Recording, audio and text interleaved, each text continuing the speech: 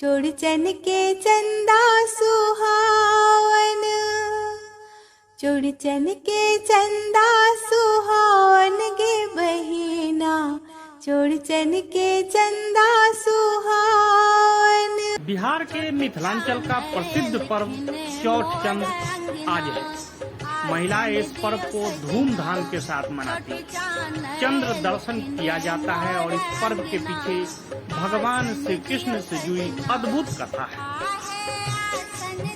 चौठ चंद्र पर्व को लेकर सुबह से ही लोगों के घरों में चहलकदमी तेज हो गई और भक्ति भाव का माहौल बना हुआ है। महिलाएं चंद्रदेव को भोग लगाने के लिए प्रसाद बनाएंगी। सूर्यास्त होते ही और चंद्रोदय के साथ ही घर के आंगन या छत में सबसे पहले अड़ीपन बनाई जाती है। इस पर पूजा पाठ की सभी सामग्रियों को रखकर गणेश और चांद की पूजा की जाएगी। पर्व में कई तरह के पकवान, खीर, पूरी, पिरुकिया और मिठाई में खाजा, लड्डू तथा फल के तौर पर केला, खीरा, शरीफा, संतरा, दही प्रसाद के रूप में होते हैं। मिथ्या कलंक से बचने के लिए मनाए जाने वाले पर्व पर हाथ में फल लेकर चंद्रमा का दर्शन किया जाता है। श्रद्धालु पर्व के दिन नए मिट्टी के बर्तन में नियम निष्ठा से दही जमाकर चंद्र को अर्पण करते हैं और शंख जल से चंद्रदेव को अर्घ्य देते हैं। डालिया या सूप भी चढ़ाते हैं। डालिया में नारंगी, सेब, केला, दही का छाछ आदि भरा जाता है। व्रती काफी निष्ठा से यह पर्व करती है। मान्यता है हाथ में जिस फल को लेकर चंद्र दर्शन किया जाता है उस फल को कहीं दूसरी जगह फेंकने पर मिथ्या कलंक से बचा जा सकता है। इसके कारण कई बार आस पड़ोस के लोगों के बीच कहा सुनी भी हो जाती है। वही दही का अर्पण करने, शंख जल से अर्घ्य करने और मंत्र को पाख्यान करने से मिथ्या कलंक नहीं लगता है। सभी पर्वों के पीछे एक पौराणिक कथा जरूर होती है। इस पर्व को लेकर भी एक कथा लोगों के जुबान पर आती है। द्वारकापुरी में सत्राजित को भगवान सूर्य के मंतक एक मणि प्राप्त हुआ। भगवान कृष्ण ने सत्राजित से कहा, यह मणि आप राजा उग्रसेन को दे दें।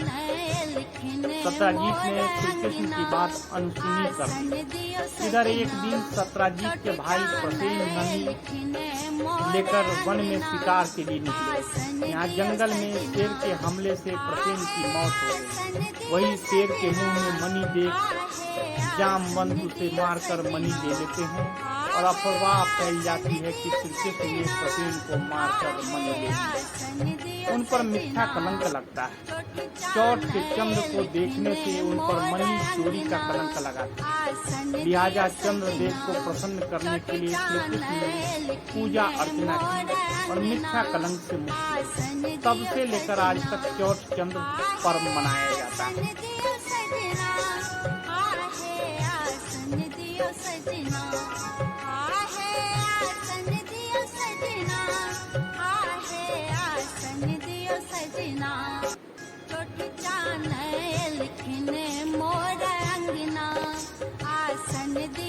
चौड़चन की शुरुआत के पीछे की कहानी यह है कि मुगल बादशाह अकबर ने तिरहुत की नेत्रहीनता और अराजकता को खत्म करने के लिए 1556 में महेश ठाकुर को मिथिला का राज सौंपा। बड़े भाई गोपाल ठाकुर के राजगद्दी त्याग देने के बाद 1568 में हेमांगत ठाकुर मिथिला के राजा बने, लेकिन उन्हें राजकाज में कोई रुचि नहीं। उनके राजा बनने के बाद लगान वसूली में अनियमितता को लेकर दिल्ली तक शिकायत कर राजा हेमांगत ठाकुर को दिल्ली तलब किया गया। दिल्ली का बादशाह यह मानने को तैयार नहीं था कि कोई राजा पूरे दिन पूजा और अध्ययन में रमा रहेगा और लगान वसूली के लिए उसे समय नहीं मिला। लगान छुपाने के आरोप में हेमानंद को जेल में डाल दिया गया। मुकुंद झा बख्शी अपनी किताब खंडबला राजवंश में लिखते हैं, कारावास में हेमांगत पूरे दिन जमीन पर गन्ना करते रहते थे। पहरी पूछता था तो चंद्रमा की चाल समझने की बात करते हुए धीरे धीरे यह बात फैलने लगी कि हेमांगत ठाकुर की मानसिक स्थिति ठीक नहीं और उन्हें इलाज की जरूरत है। यह सूचना पाकर बादशाह खुद हेमांगत को देखने कारावास पहुंचे। जमीन पर अंकों और ग्रहों के चित्र देख पूछा कि आप पूरे दिन यह क्या लिखते रहते?